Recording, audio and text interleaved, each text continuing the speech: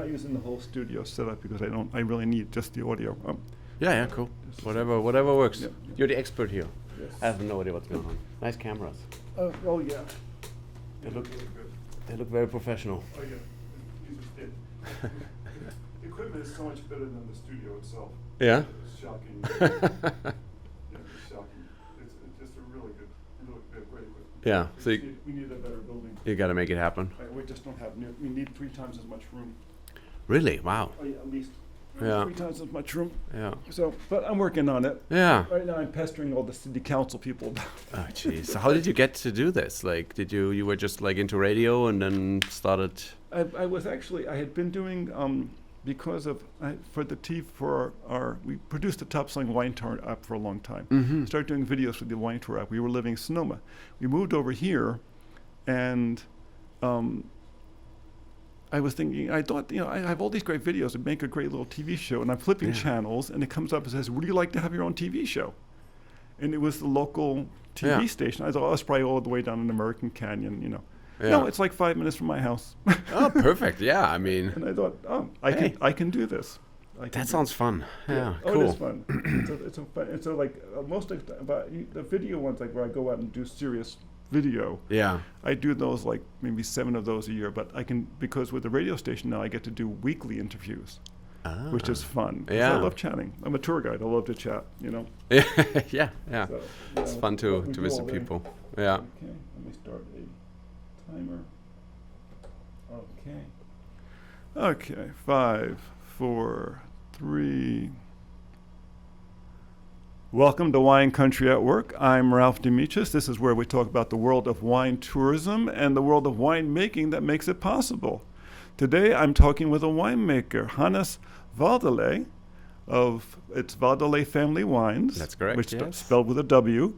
And he lives in Sonoma but works in Napa, and he produces his own labels and also works at local wineries. And what's remarkable about Hannes is that he's here from Germany. He was born in Germany. And it always amazes me when people come 2,000, 3,000, 5,000 miles to come into this region, which I myself did as well. And I think it's one of the reasons why people here are so welcoming to people from outside the area, because so many people are from outside the area. So you grew up in a winemaking family, yes? That's right, yeah. So my family is based out of the area. It's called Black Forest. It's just across the Rhine River. Alsace wine growing region is on the other side of the Rhine River, and my family is farming over there since 1640.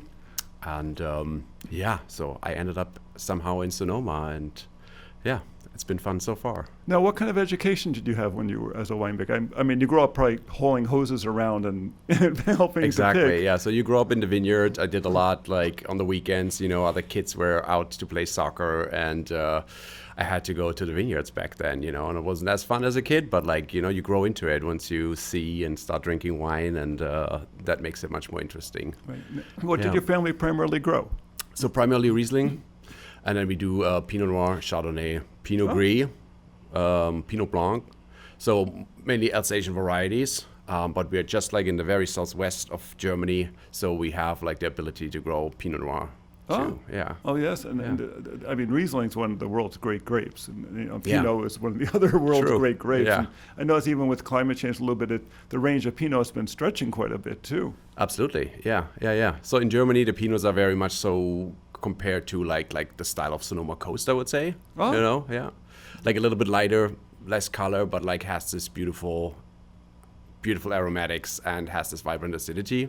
Oh. Is it a lot of hillside farming?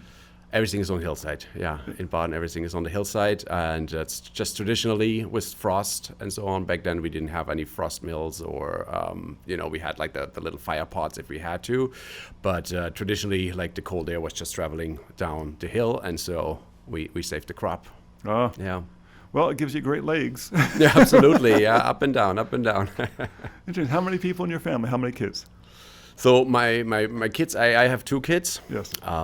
They're still little, so 6 and 4 at this point, and it's been a lot of fun. And where are you in the birth order in your family?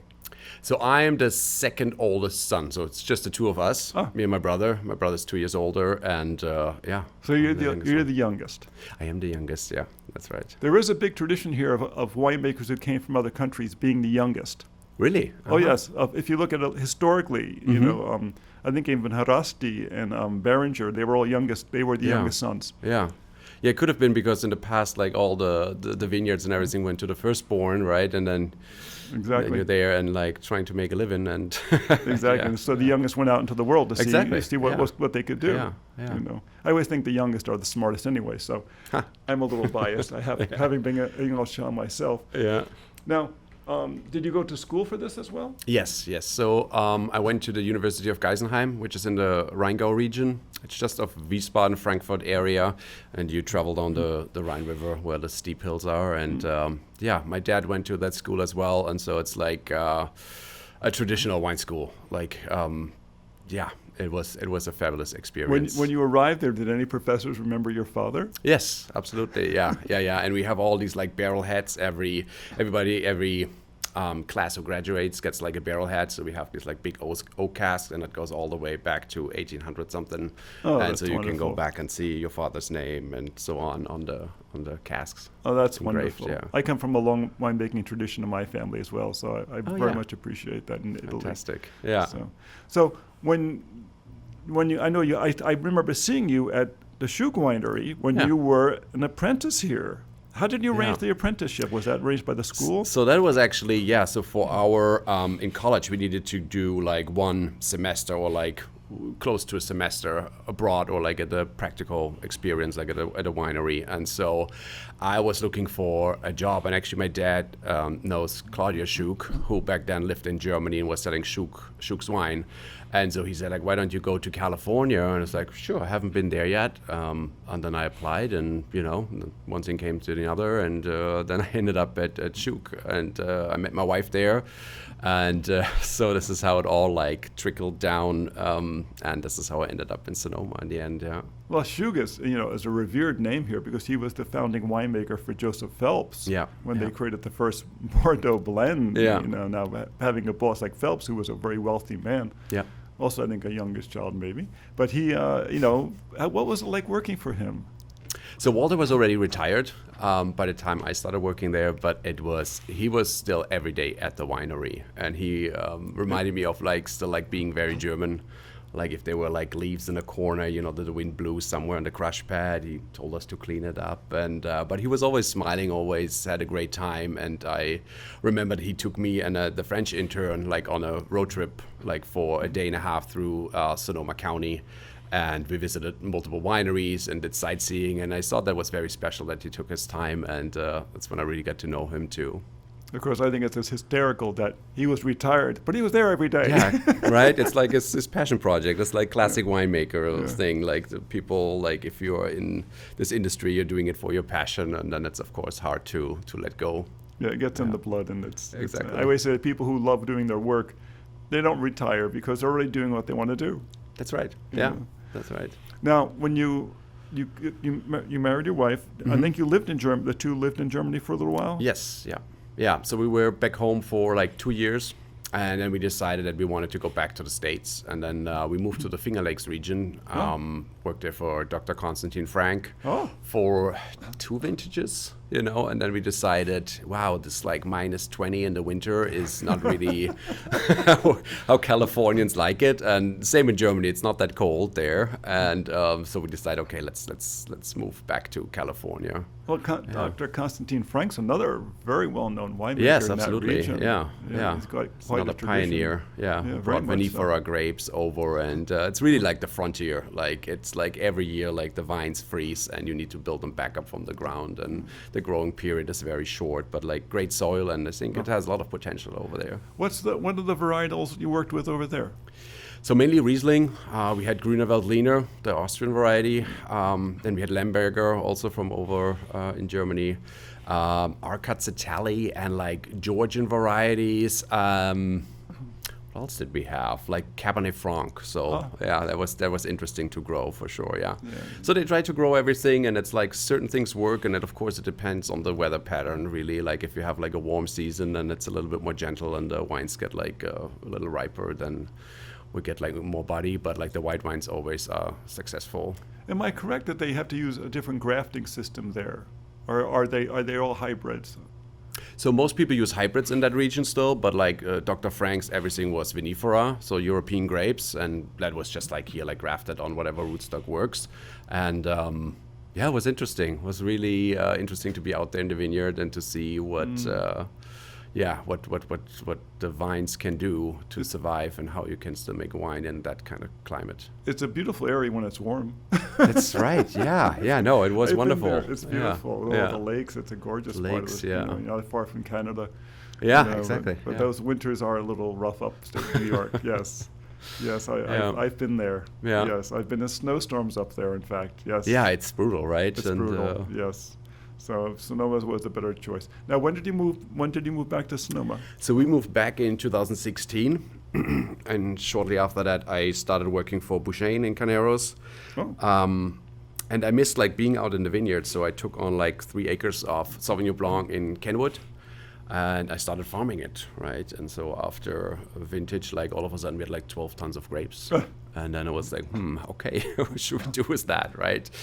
And so we decided to start our own brand, and yeah, so slowly but surely then it's developed. You know, we had at the beginning, we only had like 500 cases of Sauvignon Blanc, and we decided we wanted to grow, but by the time like we had all our licenses ready and wanted to start selling the product, it was time for COVID already. So then it was a little tough with a new brand, you know, not established, not really like your classic winemaker UC Davis connection where everybody knows each other in the valley, and you can't really talk to anybody. And exactly. Yes. Yeah.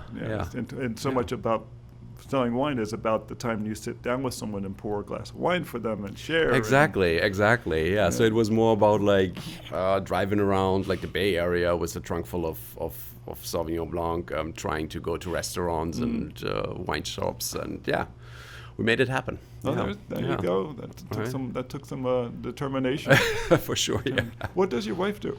So my wife is. I mean, right now she has 2 young children. She has 2 young children. So right now she's working for us, and before that, she was working at the at wineries, being a wine club manager. For example, she worked at Landmark and Ledson.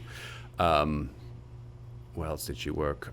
Places I know well. Shug, of course, where I met her. Yes. Yeah, and so she knows that side of the wine knows the industry. very well. Yeah. She doesn't think that someone being a winemaker is a weird thing. Yeah, that's right. Good. Yeah. That's good. You don't want someone thinking, well, is this really a profession? Yeah. Yes, it's really a Yes, profession. it is. Yeah. You know, Sonoma's one of the great traditional growing areas in the Americas. Yeah. I mean, one of the oldest, definitely the oldest on the West Coast. But that's substantial. Yeah. Now, when you came here, you've worked for other wineries in the area. You worked for Bouchain. That's very interesting because that's really, the Pinot Noirs, the Chardonnays, and they give beautiful wines. Yeah.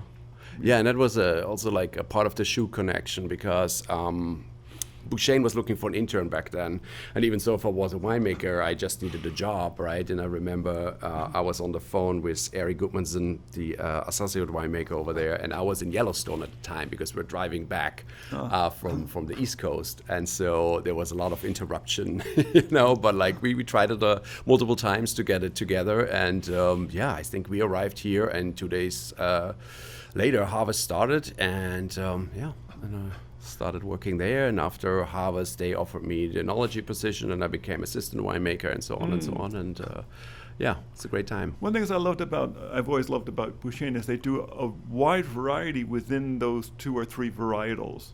I mean, I think they do a Riesling, I believe, don't they? Do a Riesling too, yeah. And it's a really very elegant Riesling, very light, very on the dry but not over the edge. And I've brought clients. I don't know how many times I've brought clients there. It must have been more than 100 times.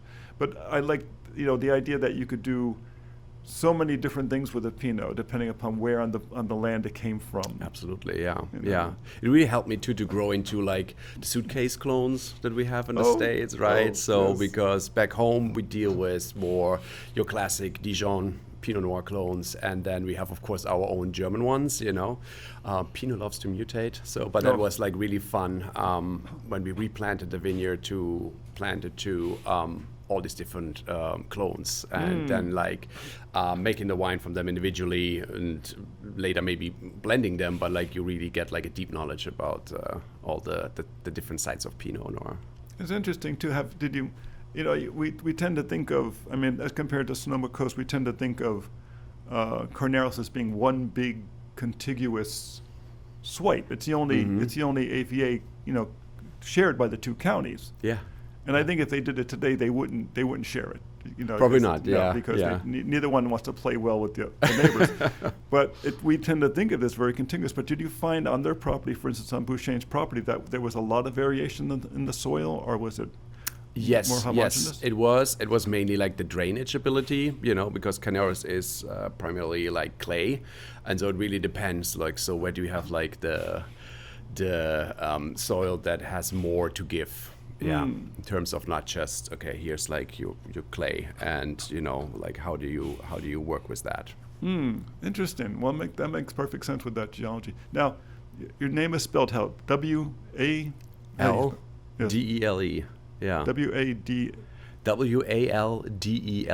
And then it's Wedele Family. Wedele Family Wines. Wines. Yeah. .com. It's complicated. .com. Yeah. .com. That's right. Yes. Very important. Yes. Very .com. .com. Yeah. That way people can find it. Because I've been around your wines. You make wonderful wines. And Thank you. I also like the fact that you make wines that are some of the more unusual varieties compared to so many wineries make a Cabernet Sauvignon. Yeah. Or they make a they make a Chardonnay, or they stick to one or two, but you have a really interesting variety of wines that and it comes out of your background. You've made wine in a variety of places now. Exactly. Yeah. Yeah, and it's fun to play with that, especially here.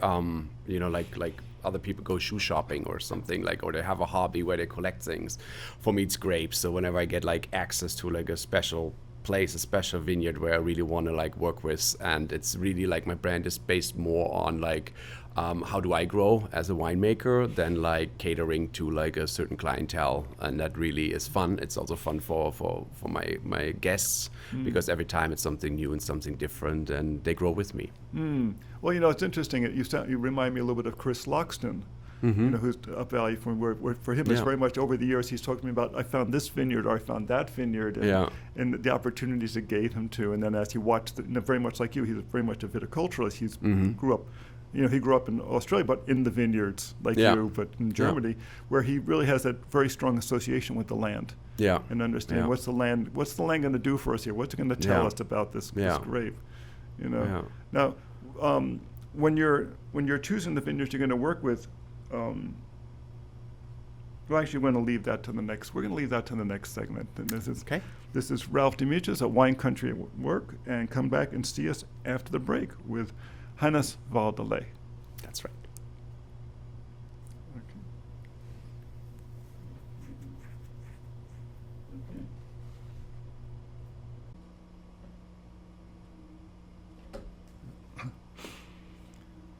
Okay.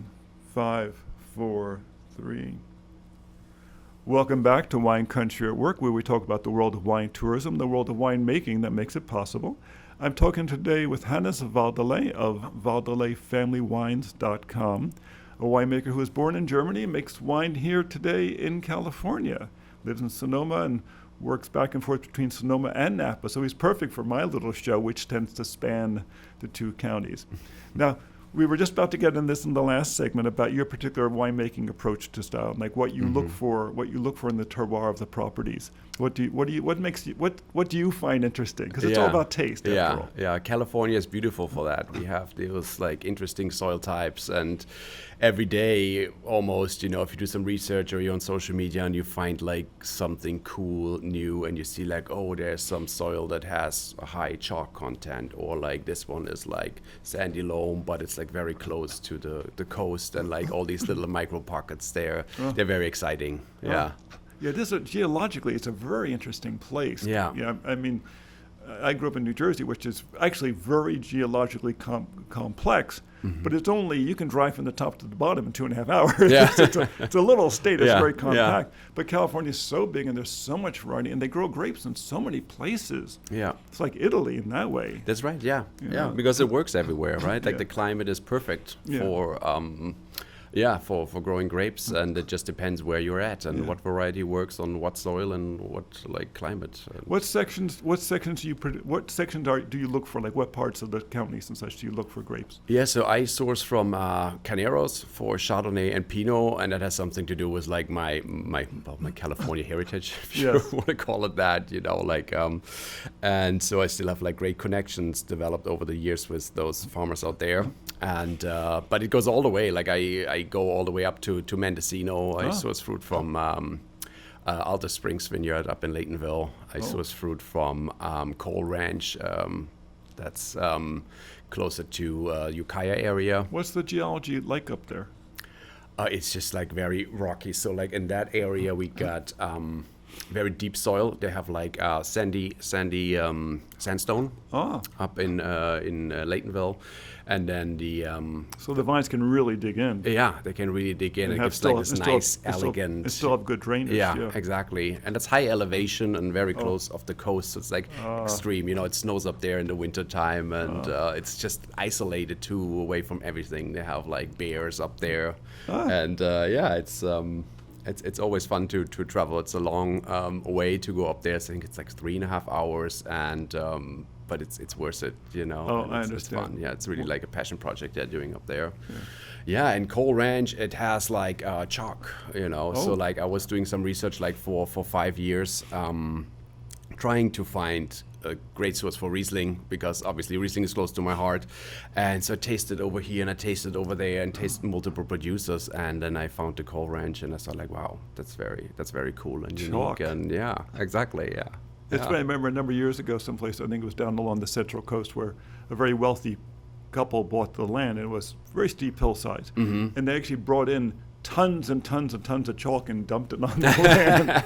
Now we're like Chablis, yeah. Yeah, it's like, okay, I guess you can do this. And I had spent a lot of time along the coast of Italy, where the big marble quarries are, and and you kind of wonder, well, you know, maybe you can put chalk in the soil, but I don't know if you're going to get quite like the conductivity that, you know, there's a certain amount of, you know, there's a reason why they calcium and magnesium, potassium, and sodium are called electrolytes, because they conduct electricity. Yeah. So if the natural rock is there, it's conducting the natural earth currents into the plants. Yeah.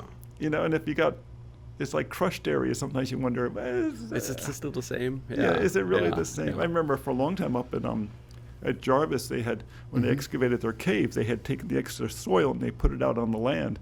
And they planted out there, and then they planted again out there. Yeah. And they planted again. It was like a long time before they could get this land to calm down. Yeah, absolutely. It's tough. We did that in Germany too, when they decided to go away from like all these little, they had like tiny little terraces back in the day, and they were just like accessible by foot, or like maybe you could bring an ox, but not like with a tractor. So, and then like in the 50s, 60s, they wanted to make it accessible, right? And so like they bulldozed a bunch of like that area, and then of course like you lose your topsoil, and like things get changed and you move things around, and so it's very cool like when we still like have these old spots where they didn't touch it, and you find like some 100-year-old vines, and that's like very expressive. It's like when you go up to the top of Monte Rosa and you have these not, because these plants were planted on the natural contour of the land. Because changing the contour was simply too hard. You find that up in Dry Creek too, where they got rid of what was there and they planted, but they didn't change the contour. They didn't change, They worked with the natural drainage. Exactly, yeah.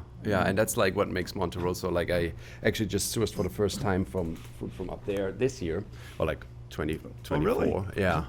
So that's a very exciting site as well. Yeah, just Moon Mountain. It's just magical, Monte Rosa. Yeah. It's a beautiful, beautiful property. There had been a fire that went through back there years and years ago, and the property that's now Repris.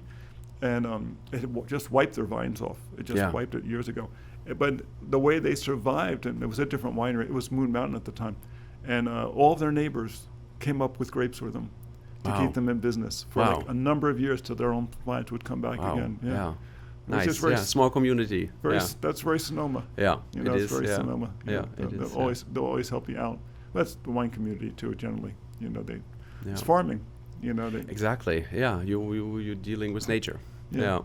So, with your own winery, and what's your, because no winemaker everything's short term, or if they do, they have never told me that. Yeah. What's your long term view with this? Well, hopefully that I at some point, when my kids are a little bit older. Right now, I still have my real day job working for Caldwell Vineyard, Yep. and so I hope at some point I can just focus on one project, because right now one project is growing and one isn't getting smaller, right? And so Right, it's yes. Juggling between the two kids. And those two jobs, and it's like the workload is intense, but it's fun to see like how it comes together and how it grows, and that gives me a lot of joy. Well, it's also nice too because, when you're working for another winery, to a certain extent, they're directing what you're doing, and it's based a lot upon what grapes they have accessible. And I think Caldwell, does a fair amount of custom crush, don't they?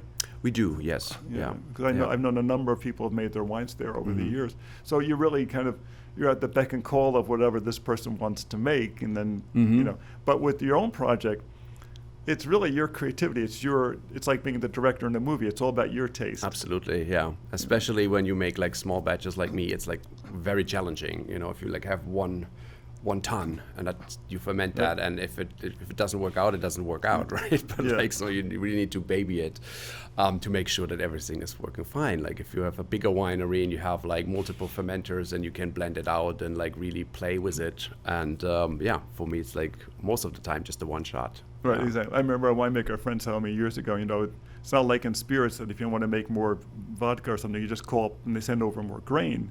You only get a certain number of grapes. So if you make the best wine you've ever made, you got that much. But if it's the worst wine you ever made, at least you're only stuck with that much. But right. it is very much handcrafting. Yeah. Very much the handcrafting. Yeah, absolutely. I remember like a friend of mine in Germany, he's a master brewer, if you can call it that. And so with him, like it was always fun, because a beer batch you can just like, oh, maybe it was too bitter, or like, oh, maybe the hops are too fruity and I want to dial it in a little bit more. You just make another batch, like cooking, and exactly. It's more like a recipe, and it's a craft as well. But like with winemaking, it's really once a year you get your opportunity, and try to make the best out of it. You understand why for centuries they really thought it was magic. Yeah, right. Yeah, because it was a little bit like brewing, and let's see what happens. Yeah, because there's certain things you could control and certain things that are nature. Yeah, the grapes that year, the varietals. It's interesting. You mentioned before about Pinot Noir, and I had been reading a lot about how it's like the mother grape, that it clones very quickly, it mutates very fast, but that so many of the grapes we have today actually were descendants of Pinot Noir. Chardonnay, they believe, was all these this whole family kind of came from this mother grape. And it's funny because Pinot, in many ways, by its personality, is very much like mothers. It's sensitive, it's beautiful, but it's complicated. Exactly. It's changeable. And it's always reaching out. I mean, I had never been a great Pinot drinker, but I had run in the last few years. I've run into some that I would taste and practically brought tears to my eyes. They're really amazingly elegant. Exactly, and Pinot Noir is really great to really show the terroir and how unique it really is, and that's really fun. And when I started working for Caldwell, he had this nursery, he has all these different clones, and so I learned a lot about like different Cabernets and Bordeaux varieties, and really could be diving into that field as well. What was it like to suddenly find yourself like in Napa land where your Cabernet is half the grapes? What was that like? It was just, for me, it was another challenge, like after like dealing your entire life with Pinot Noir, and it's still my big passion, of course, but like then it's like, okay, now I'm in Napa, and Cabernet is king. So I really thought like after 4 years at Boucher, it's time for me to grow, and like find something that goes in a different direction, and that was the perfect opportunity, Did you have to change your timeline a bit? With Pinot, it's a delicate skin. It's treated very. You got you can't push it too much. Especially the European styles don't over punch it down. But with Cab, it's like you take a club to it. Exactly. Some with people Cab, it can be rougher. Yeah, definitely. You can extract more. It's more forgiving too than Pinot. Right. John Caldwell always says, "Let them get ugly." you know. So he really wants them concentrated. And of course, we as winemakers, we dial it back and find actually the perfect ripeness. Well, it's also even in the vineyards too. I mean, Pinot is, Yeah. it's a lady. It's too many birds or too many flies or you got problems. But Cab is like muscular. Yeah, absolutely. I mean, even more so than Merlot. It stands up just so much. Yeah, it does. Yeah. And then it gives you a lot of grapes. It's and it had to be really a big. It was a change, I learned a lot, and when I was at Bouchain, we had custom crush Jean Hofinger from AXR. Oh, really? And he brought in all these like Tocolon and Sleeping Lady, a Stagecoach, and like beautiful grapes. So I worked with him on that, and it was like, okay, that's interesting, and this is how you do it, and like, okay, yeah.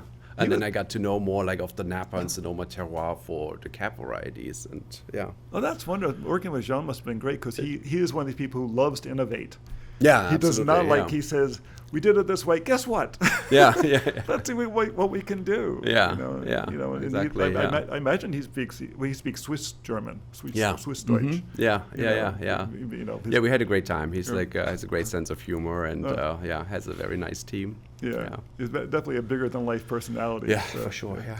In fact, I remember I was at the wine auction a number of years ago, and first time he had blended wines from 3 different parts of the valley, like distinctly different. Yeah. And it was a wonderful wine. It was the barrel auction, and I was amazed. I said, I have to meet this guy. Yeah, a very talented man. Yeah, absolutely, great winemaker. Yeah, but that's wonderful. It is the winemakers you get to work with so much that you really learn from their process. And I think that we've been very fortunate here that going back to Mondavi and Martini, that they had this great belief that if we share the information, we're going to grow faster. Yeah, absolutely. And that makes the huge difference between the old world and the new world. Like growing up, it was much more the vibe where people wouldn't share like the knowledge about like what they did and how to make a wine. And then I started backpacking in New Zealand and started working at wineries over there. And all of a sudden was like, yes, we share this, and like you help each other and you give them information, you want that people grow,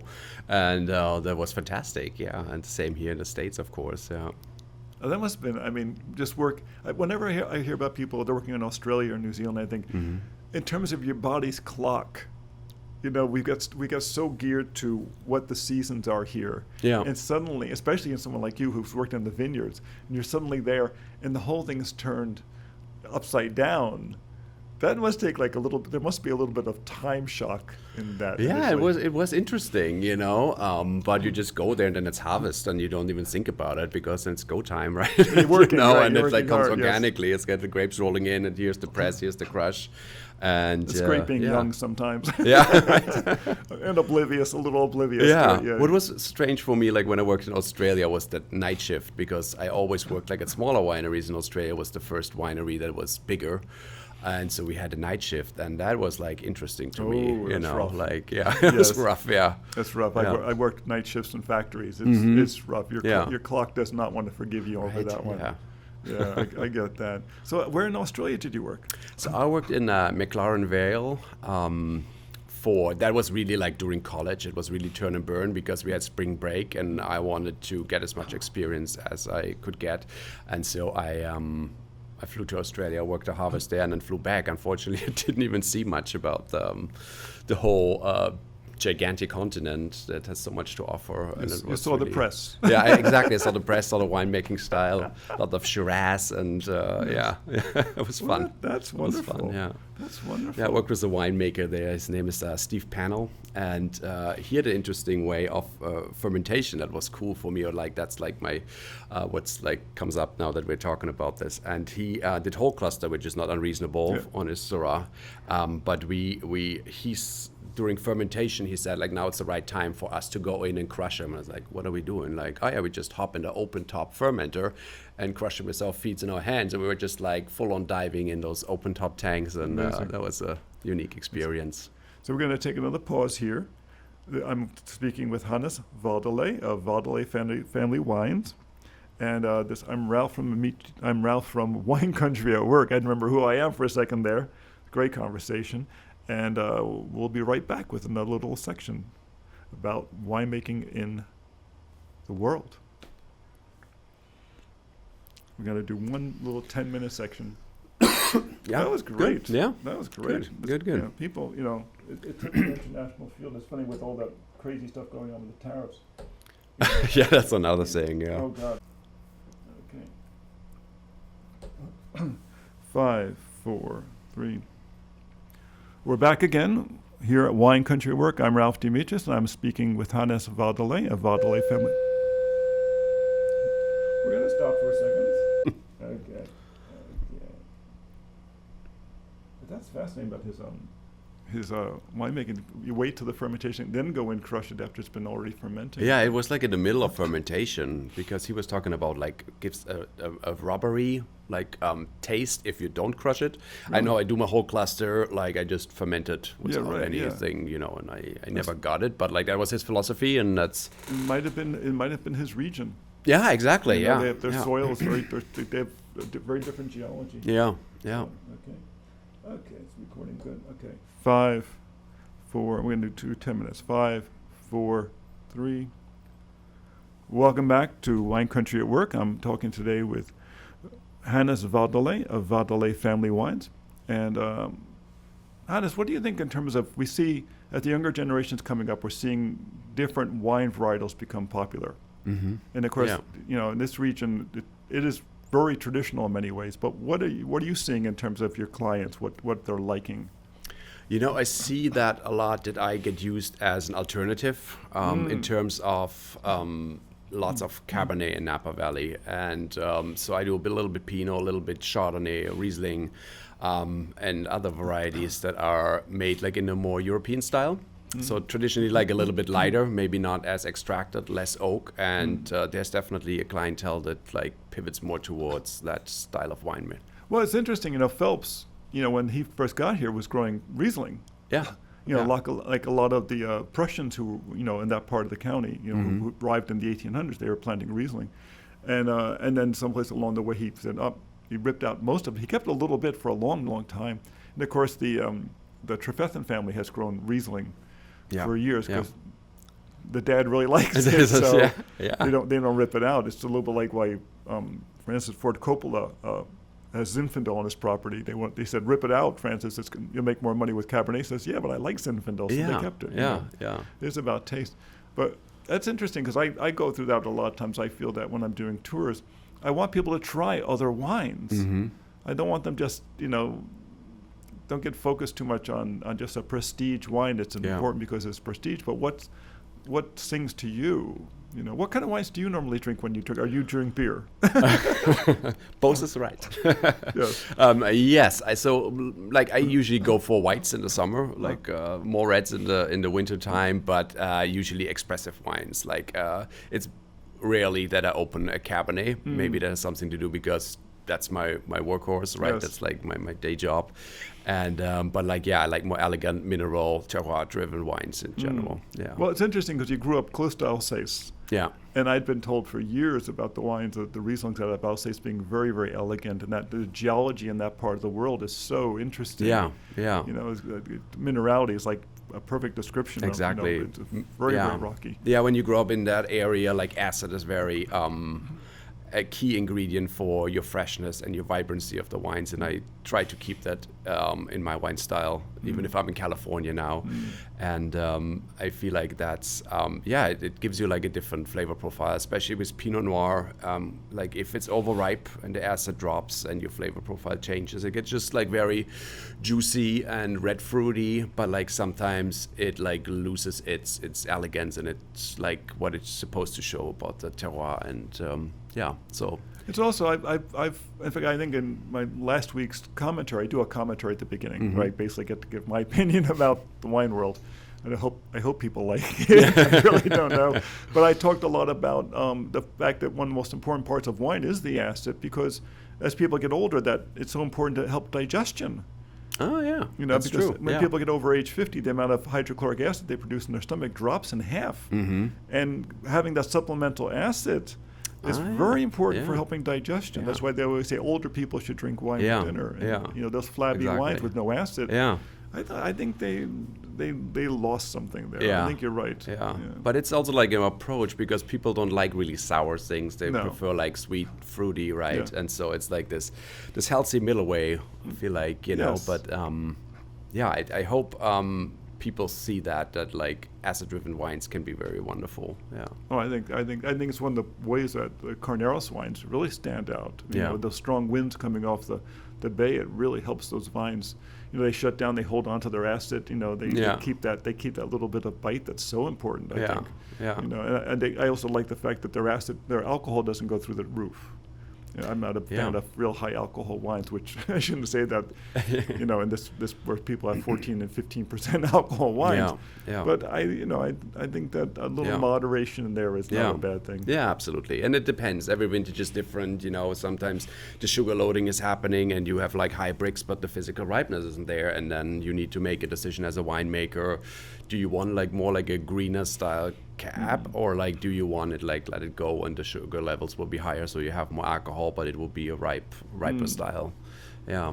I love the fact that we're not so far away from the Gold Rush country, from the foothills, and they're doing some really interesting grapes there as well. Yeah, absolutely. Yeah, and it's always fun to play like with new varieties. Like we planted Marcelin a couple of years ago, due to it like getting warmer here and like trying our own varietals. And it's the same in Germany. Like growing up, I was like in big jackets and we had long johns on and our fingers were cold like when we picked the grapes, and now when I go over there it's like t-shirt and shorts. And I was like it's like the climate change is real over there, which is like an opportunity, of course, you know. But pros and cons. Yeah, I was at a study a bunch of years ago during one of the big wine writers conferences. This was, I think, 2008, and they had a major presentation that they had paid for about how the climate was changing. And you know, the vintners were using this as their strategy because, like I said, everything in winemaking is long term. Yeah. Nothing is done quickly, really, except maybe the pours, and even then they like to slow them down. In fact, when they started going to the 90-minute pours, you know, tastings, the tastings brought in more money. Yeah, that's right. The wine needs time to open up. Now, as you're going forward with this, what kind of grapes are you curious about? Like you've got to be hearing stuff because I kind of want to work with Zin for a while because I figured out like it's like a very interesting variety to work with too, with like that low pH, high acid, but like being a red wine, and it can be very spicy. It can be one way, it can be the other way, and like the cluster in itself has like all a different matrix, and that's a new challenge. So I'm hoping to get my hands on some unique grapes this year. Yeah, it's wonderful. You know, when you get up, of course, Dry Creek is a remarkable area for it, but when you get up all the way to the northern part of the Napa Valley, you get around Storybook Mountain. Some of the tremendous zins come out of that area as well. And it's kind of a Californian classic, I feel like, you know, so it's very much. You got to do it. It suits the California personality. You know, and it was always a popular, like I said, my grandfather was a winemaker for shipping grapes. It was great because it came in early. Yeah. Because you don't want to be the last person at market when you're selling grapes. It's true. You want to get there early. Don't try to ship a Cabernet grape. It's not going to help you. It's going to be too late. Everyone's going to spend all their money before you ever show up. Yeah. You know. I'm going to have to give myself a little gap there. Anything else we should cover? What could we talk about?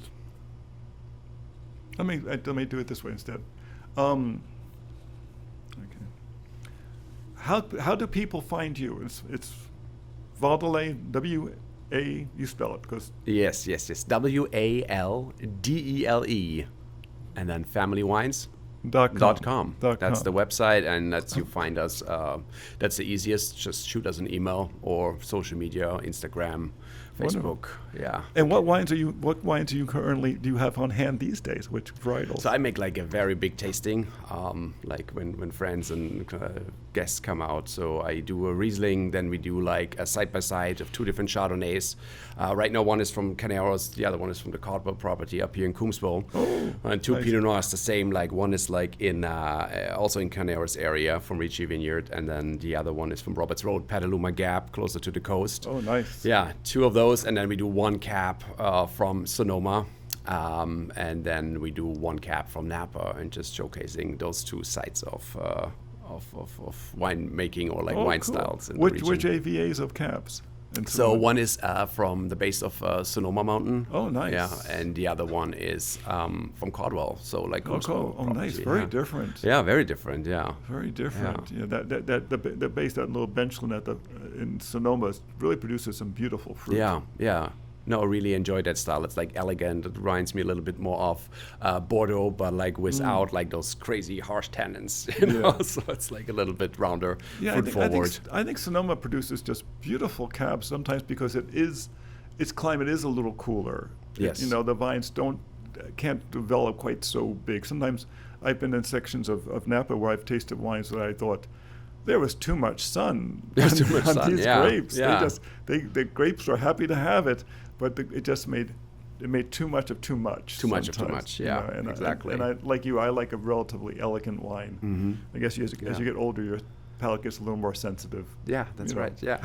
So, but Wedele or Hannes, I'm sorry, I called you Wedele. That's fine. Air Wedele. Yeah. Air Wedele. Yeah, you probably think Air Wedele. That's my father. Oh, you know, right? I'm just happy if any of my names can be pronounced. Hannes.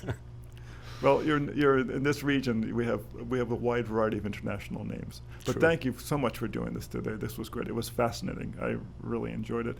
I'm Ralph DeAmicis. This is Wine Country at Work. You can find us at where can you find us these days? You can find us at amicitours.com, and I'm starting to put the shows up on there. I'm going to do a different end. So this is Ralph DeAmicis here at Wine. I get to do multiple takes. So this is Wine Country at Work, where we talk about the world of wine tourism and the world of wine making that makes it possible. I'm Ralph DeAmicis, your host. Come back and see us next week. After this little segment, we're going to be doing our lunar wine tasting report about the current week. So hang on. Boom. Great. Boom. That was